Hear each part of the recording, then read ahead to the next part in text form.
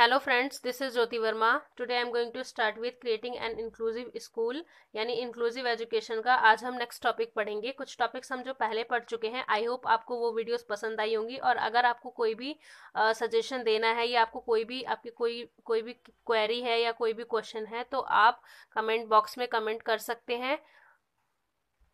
So friends, चलिए आज हम अपनी नई वीडियो यानी नया टाइटल जो है हमारा इस सब्जेक्ट का उसको स्टार्ट करते हैं, जिसके अंदर है नीतियों में विकलांगों के लिए शैक्षिक प्रावधान यानी educational provision for the disability in policies. यानी ऐसे कौन कौन सी पॉलिसीज है जिसके अंदर ऐसे प्रोविजंस लाए गए डिसेबिलिटी के लिए यानी डिसेबल चाइल्ड के लिए एजुकेशन के अंदर, जो उनके लिए एक बेनिफिट है। तो इसके अंदर सबसे पहले हम देखेंगे स्वतंत्र भारत में शिक्षा के क्षेत्र में स्वीकृत विभिन्न आयोगों तथा समितियों की श्रृंखला में राष्ट्रीय शिक्षा नीति यानी 1968। आई होप आपने ये टॉपिक पढ़ा होगा पहले भी, तो आपको ये ज्यादा समझ में आएगा। और अगर आपने नहीं पढ़ा है तो इसके लिए भी मैं आपके लिए एक न्यू वीडियो बना दूंगी, जिसके अंदर आपको ये टॉपिक क्लियर हो जाएगा कि राष्ट्रीय शिक्षा नीति 1968 क्या है।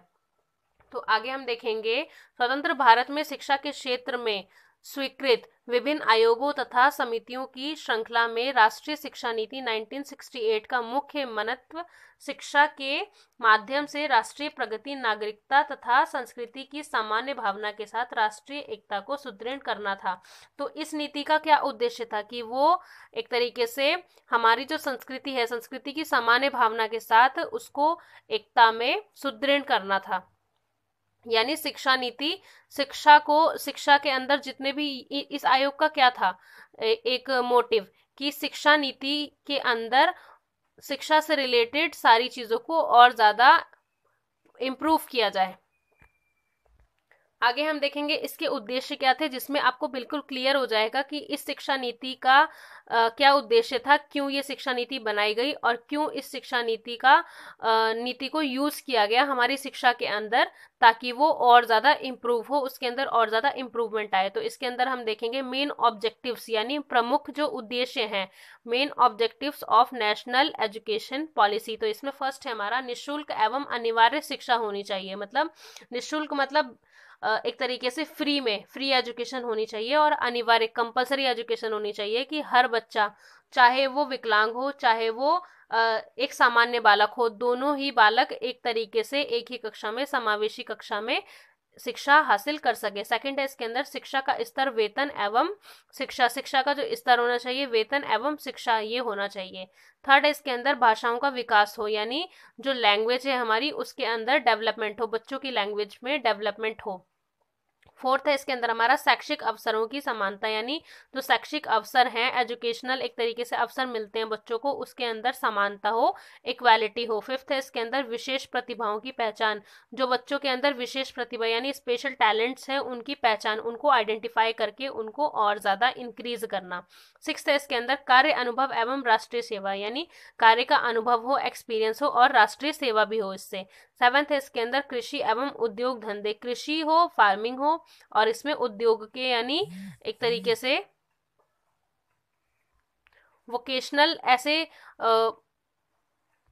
सब्जेक्ट्स को जोड़ा जाए जो लोगों के लिए उद्योग के धंधे एक तरीके से क्रिएट करने में मदद करें। एट्थ है इसके अंदर पुस्तकों का उत्पादन हो, इससे क्या हो, पुस्तकों का, बुक्स का प्रोडक्शन हो एक तरीके से। नाइन्थ है इसके अंदर विश्वविद्यालयी शिक्षा, इसके अंदर क्या होना चाहिए, हायर एजुकेशन यानी विश्वविद्यालय यूनिवर्सिटीज की शिक्षा, इसके अंदर बच्चों को इतना एनकरेज किया जाए कि वो विश्वविद्यालयी शिक्षा तक पहुंच सके। टेंथ है इसके अंदर अल्पसंख्यकों की शिक्षा, यानी अल्पसंख्यक जो लोग एक छोटी कास्ट के हैं या फिर उन्हें शिक्षा नहीं दी जा रही है, बहुत छोटे घर से, पॉवर्टी बहुत ज्यादा है, तो जो अल्पसंख्यक लोग हैं, लोअर कास्ट के लोग हैं जैसे कि, तो उन तक शिक्षा को पहुंचाना इसका एक मोटिव था। तो ये 10 पॉइंट्स थे।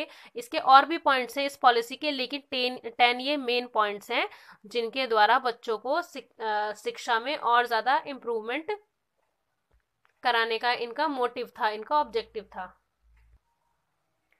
नेक्स्ट है इनके राष्ट्रीय शिक्षा नीति 1968 के प्रमुख अंश, यानी जो राष्ट्रीय शिक्षा नीति है हमारी उसके अंदर इनके प्रमुख अंश क्या हैं। इसमें फर्स्ट है हमारा निशुल्क एवं अनिवार्य शिक्षा, यानी फ्री एंड कंपलसरी एजुकेशन होनी चाहिए, ये इसका एक प्रमुख मोटिव था, अंश था इसका। सेकंड है इसमें शिक्षकों की शिक्षा, यानी जो टीचर्स हैं उनकी शिक्षा, स्थिति एवं वेतन, यानी उनकी शिक्षा, उनकी स्थिति, उनका वेतन, यानी status, employment, emolument and education of teachers, तो ये चीजें इसके अंदर मेन थी। थर्ड है इसके अंदर भाषाओं का विकास, यानी डेवलपमेंट ऑफ लैंग्वेज।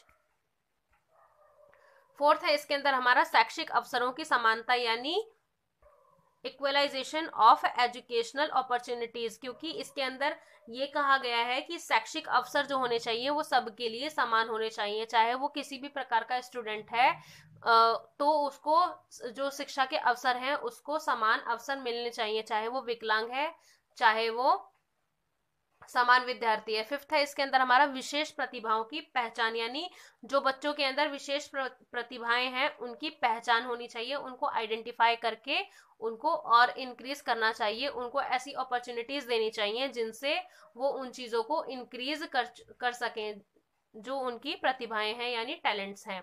नेक्स्ट है इसके अंदर सिक्स्थ है हमारा कार्य अनुभव एवं राष्ट्रीय सेवा, यानी वर्क एक्सपीरियंस हो इससे, और नेशनल की सर्विस हो, जो नेशनल सर्विस होती है वो भी इसके साथ जुड़ी हुई है, क्योंकि एक्सपीरियंस होगा तो उससे हमारे देश में ही हमारे राष्ट्र में ही इसका एक तरीके से लाभ होगा।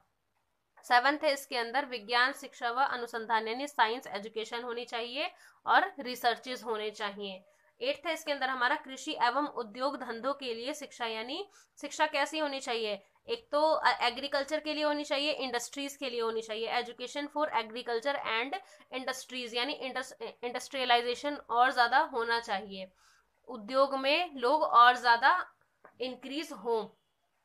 नाइन्थ है इसके अंदर हमारा पुस्तकों का उत्पादन यानी प्रोडक्शन होना चाहिए, किसका होना चाहिए, प्रोडक्शन ऑफ बुक्स। नेक्स्ट है इसके अंदर हमारा 10th है इसमें हमारा परीक्षाएं या मूल्यांकन यानी एग्जामिनेशन और इवेल्युएशन, एक इसका प्रोसेस होना चाहिए जो एक राइट प्रोसेस हो और उससे बच्चों की परीक्षाओं और मूल्यांकन में काफी असर पड़े। 11th है इसमें माध्यमिक शिक्षा यानी सेकेंडरी एजुकेशन अनिवार्य होनी चाहिए, सेकेंडरी एजुकेशन से बच्चों की जो समझ है, सोचने समझने की क्षमता है, लॉजिक थिंकिंग है, वो और ज्यादा बढ़ती है और उनकी एक तरीके से लैंग्वेज का भी डेवलपमेंट होता है और ऑल ओवर डेवलपमेंट इससे जुड़ा हुआ होता है। 12th है इसके अंदर हमारा विश्वविद्यालय शिक्षा यानी यूनिवर्सिटी एजुकेशन होनी चाहिए जिससे उनका ऑल ओवर डेवलपमेंट और ज्यादा बढ़ सके और वो अपने व्यवसाय में जा सके।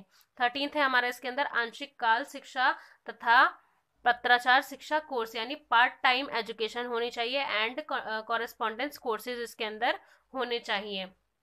14 है इसके अंदर हमारा साक्षरता प्रसार तथा पूर्ण शिक्षा, इसके अंदर क्या है, स्प्रेड ऑफ लिटरेसी यानी लिटरेसी को और ज्यादा, साक्षरता को और ज्यादा स्प्रेड करना है, बिखेरना है एंड अडल्ट एजुकेशन भी इसके अंदर होनी चाहिए।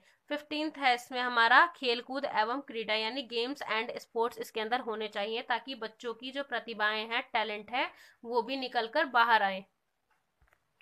नेक्स्ट 16th है इसके अंदर हमारा अल्पसंख्यकों के लिए शिक्षा यानी एजुकेशन किसके लिए होनी चाहिए, माइनॉरिटीज के लिए होनी चाहिए ताकि वो भी समान लोगों की तरह जीवन जी सके और उनको भी समानता का राइट मिल सके यानी इक्वालिटी का राइट मिल सके।